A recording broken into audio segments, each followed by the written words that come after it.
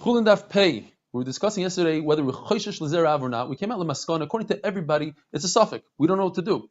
There's no halacha maskana. So where's the machlokes really between Rebbe Eliezer and Rabbanan? We said the machlokes is whether we're concerned about a sheep or a deer that's 50% sheep or 50% deer. Do we consider it as a kilu? It's 100%. And nafkamina in all three halachas of Oisev es Benoi, Kisyu Adam, and Matas Kuna.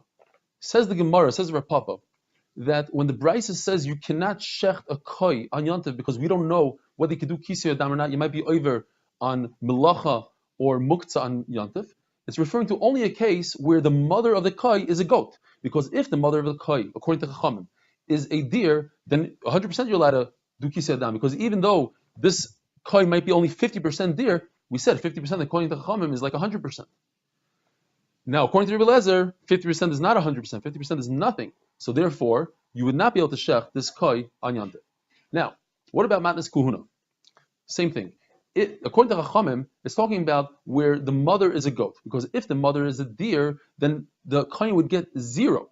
Because you only give matnas kuhuna on a behema.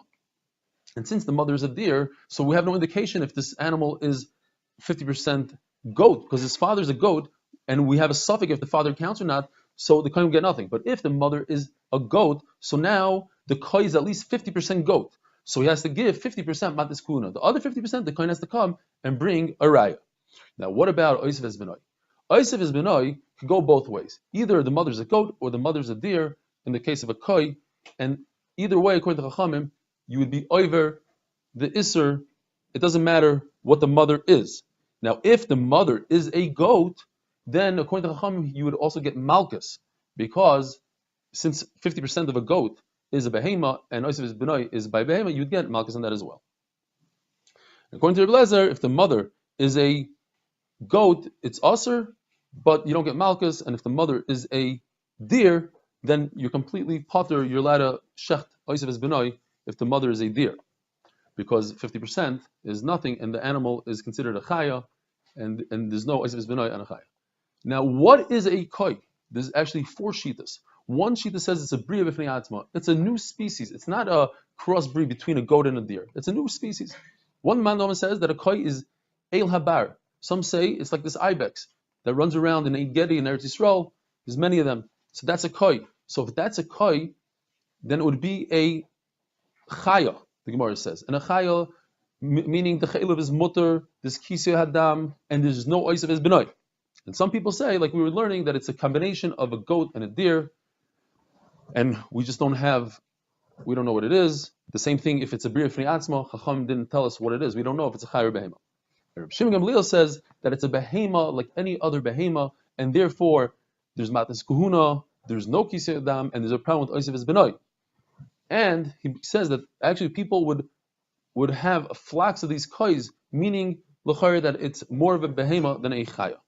There's something called the Eiz the Bala. Now his first name is Eiz. Bala is like a wild goat. Maybe it's this ibex as well.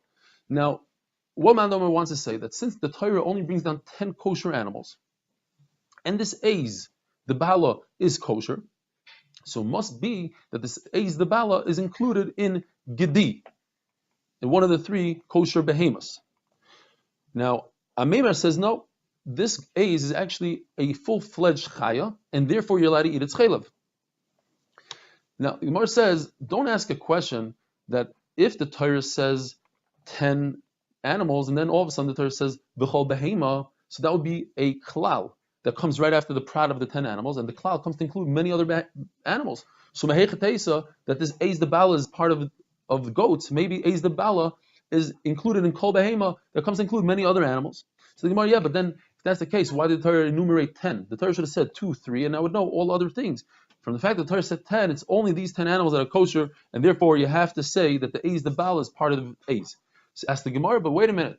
We don't know what an Akoy is. We don't know what a Sa'oy is. Or a Zemer. By the way, Zemer, the Radak says Zemer is a giraffe. But maybe it's included in a Zemer. Maybe it's included in an Akoy. Shar Habar, the wild ox. Some say it's a buffalo, but the wild ox. So Machlekes Chachamim and Rabbi Yossi, whether it's a chaya or a behema. Now, Onkelos on the Torah, by when it says sa'oi, Onkelos on the Torah says that it's a turbula, the Gemara says. And turbula is tar, which means an ox, bala, wild. So meaning it's an animal, it's behema. On the other hand, says the Gemara, but wait a minute, it's smack in the middle of all the chayas, of the 7 chayas, soy, it doesn't fit there. If it's behema, why is it there? So it could go both ways, it's machlokes. Reb Shimon says a very interesting halacha. He says when it comes to oisiv es benoi, the shchita, when you perform shchita initially, as soon as you're done with that shchita, it has to be royal achila. You have to be able to eat this animal. And if you cannot eat this animal for whatever reason, let's say this animal killed somebody, or let's say this is kachim bachutz, you cannot eat it, then there's no isser to shecht its offspring that day. The isser of oisiv es benoi goes away. What is obvious is that Reb Shimon cannot fit into our Mishnah. Our Mishnah says that if you shech 2 kachim animals outside of Beis Hamikdash, the second person that shechs the second animal, he's not over kares and malchus for kachim bachutz. Why? Because of mechusar zman. What does that mean? Since you shechted the mother outside of the Beis Hamikdash, so that same day you can't shech the kid because oisiv es benoi. So since you can't shech it becomes mechusar zman, and mechusar zman, you're not allowed to shech. You're not over on shechting kachim bachutz. But according to Reb Shimon, that the mother, you never over anything because it was a shechita that wasn't good. The shechita is not good, so then the son, you could shech inside the Beis Hamikdash that same day. So the person that shechs the second one should be over on kares and malchus as well. The same thing, Chullin, inside the Beis Hamikdash, doesn't fit with Reb Shimon as well, because why doesn't the second person that shechs the animal get malchus? The second one gets malchus on oisiv es benoi. It's not oisiv es benoi. The second one should not get malchus at all. Why? Because the first one was a shechita that you can't eat the meat because chulin inside the Beis Hamikdash you can't eat. So then it's not a mother being shechted on the same day as its kid. It's a mother getting killed the same day as its kid, and the second one is mutter to the shech. So you shouldn't be chayiv on oisiv es benoi. And 2 kachim inside the Beis Hamikdash, ask the Gemara that the whole shechita is not roi. Why? Because every shechita you have to do zrika, and since you have to do zrika, then the shechita is not matrid b'achila right away. And therefore, the Mishnah cannot go according to Reb Shimon.